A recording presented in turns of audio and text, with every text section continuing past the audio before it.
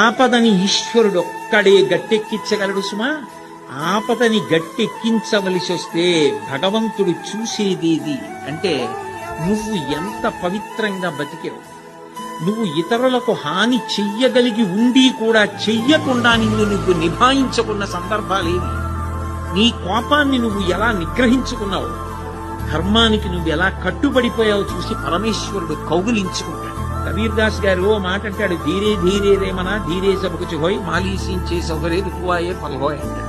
ఇవాళ విత్తనాలు పెట్టి నేను బిందులు నీళ్లు పోస్తే జామ చెట్టు వచ్చి కాయలు కాస్తుంది. ఇవాళ విత్తనం పెట్టి కొద్ది కొద్దిగా నీళ్లు పోస్తే ఒక 5 ఏళ్ల తర్వాత చెట్టే జరగకాస్తుంది. ధర్మాన్ని నమ్ముకున్నవాడు పాడవడు. ధర్మానికి ఫలితం శాశ్వతమైన ఫలితం కాలంలో కనపడుతుంది. ఆనాడు ధర్మం పట్టుకున్నవాడు ఎంత గొప్పవాడో మిగిలిన వాళ్ళకి కూడా ఆదర్శం అవుతాడు.